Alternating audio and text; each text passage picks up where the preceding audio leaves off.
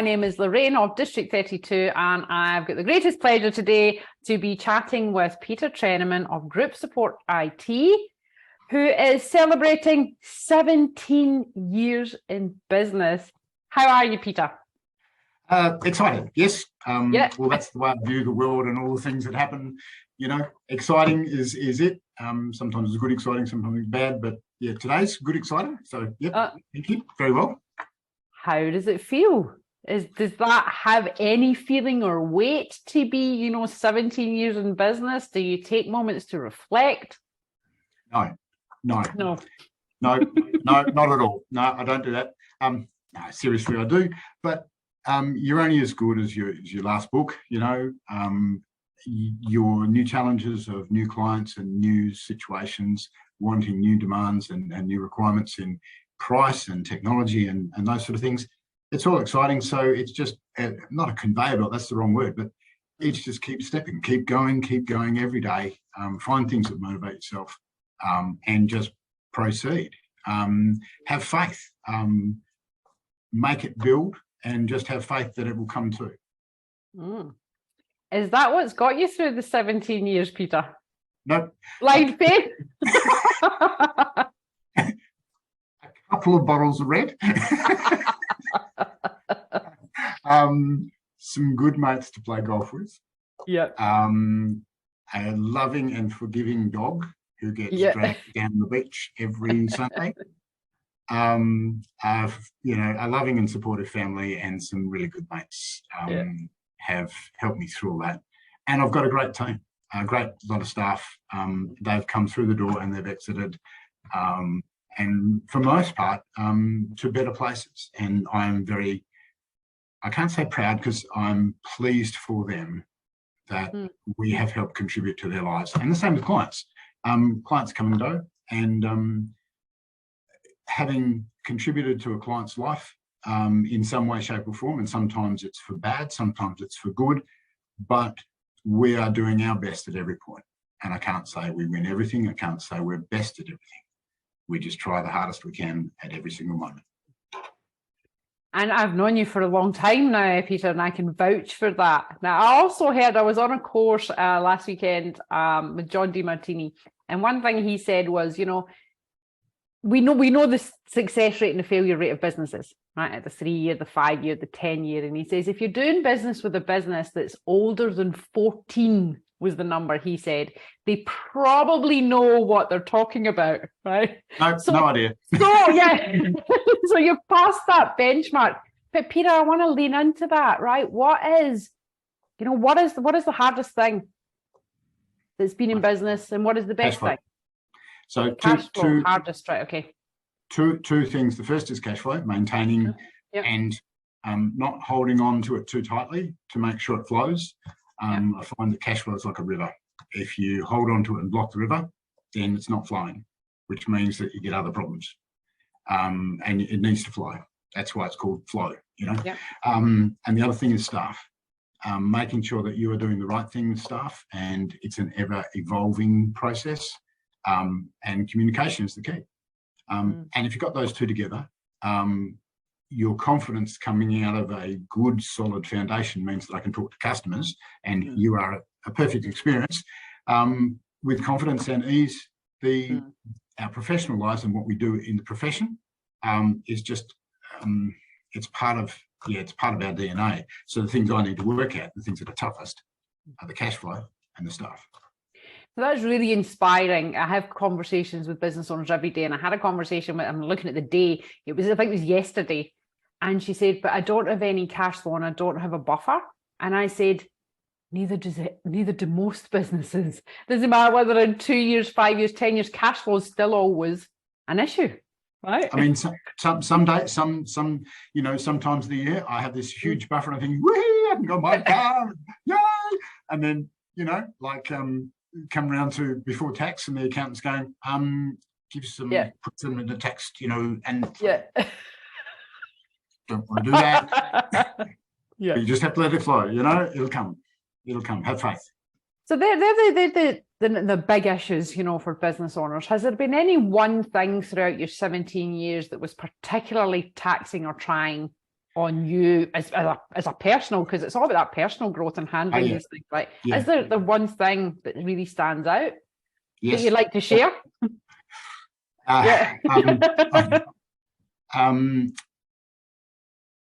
Many people who know me well know that I like to be prepared and I like to have the stuff in place, but I also like to have some flex and some, I like to wing some of it.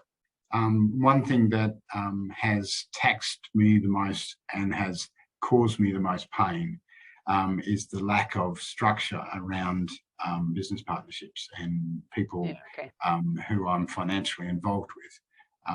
And although at the start the relationship was fantastic and we built, skyscrapers and we went to the moon and back, when it fell apart badly. And it took a lot.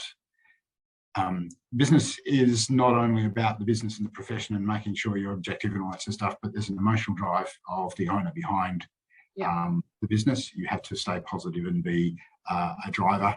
And you do a great job of District 32 being that thing. And I know you've had your dramas and your problems, but that doesn't change the requirement to be the cheery face, the reliable source of information or the contact point, which isn't going to growl down someone's throat when you're not feeling fantastic.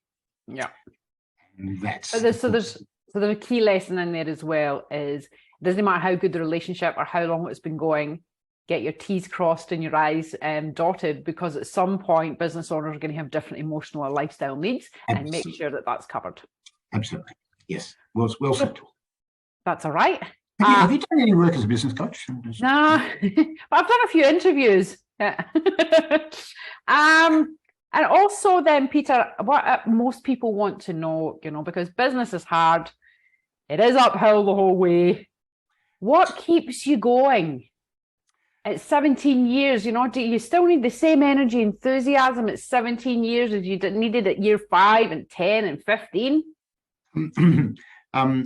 Primarily the same thing gets me up in the morning. I'm excited to serve my clients. I'm excited to give them the hope so that they can run their businesses with the latest of technology, make it easy for them, be as cost effective as possible. And that doesn't necessarily mean cheap. Sometimes the expensive things that you put a capital investment in actually provide the best value for money and the best assurance so that your businesses can go. But it's having that excitement to serve and to be part of that process. And I've got a range of clients with, everything from aged care to hospitality, to mining, to research and development, professional services, farming, all sorts of things. So every day is different, and I love seeing and meeting my clients and talking to them about their businesses and what's troubling them. It sounds really simple, but it has to be simple. And I heard another affirmation. I'm talking all these things, and it just reiterates what you just said, which is, when I'm excited to serve my clients are excited to be served. Yes, you're right. I mean, so that's a big thing, Peter. Which it takes you through those years, still having that desire to serve and excitement. That's right, but that doesn't disguise the fact that sometimes you can't recognise that the light at the end of the tunnel looks more like oncoming train, than an actual end of the tunnel. Sometimes it is a train, and sometimes it's the end of the tunnel, and sometimes you don't know the difference until it's a bit closer. But that's a really good analogy for business owners, right? Especially people who are newer in business. The trains are going to come. Right? They're going to come. They are. But sometimes the trains actually galvanise you to do things and think of different things. That's not necessarily a bad thing. It's being open to change. And that's one of the things that we do as a business is induct people into change. And sometimes they're terrified. And that's always a scary prospect for both. But if there's a level of trust and a fair bit of communication, then that change can be managed. So it's non-disruptive to the business, even though the technology may be disrupted or disruptive, in that new lingo. The other thing that keeps me going is that I'm now on the phase where I'm looking after my staff and my business so that when it comes time for me to step out of the business, my staff still have a place to work. My customers still have a reliable source of support and IT expertise to come to, that I don't have to be the centre of everything. And there'll be some people out there who have a little laugh at that. And it's fine. I don't care, you know. But the point is that there is a time for me to step out. And I'm turned the corner in one way, and that's part of my focus now, is to work out what that looks like and how that looks. Okay, so I'd like you to talk about the sundowner that's coming up, but before then, a business owner, I imagine it's your last piece of advice, right, that you can ever give to anybody, right? What advice would you give to business owners? Just keep swimming. Just keep swimming. Yep. Just keep doing it. Just keep going. A great man. He says that there's sometimes the greatest things happen when we're not trying to interfere with the process. We've got the why. We know, you know, business coaches and things ask us about why.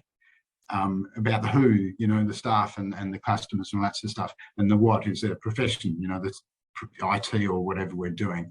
But the how, sometimes we just have to leave the how to itself.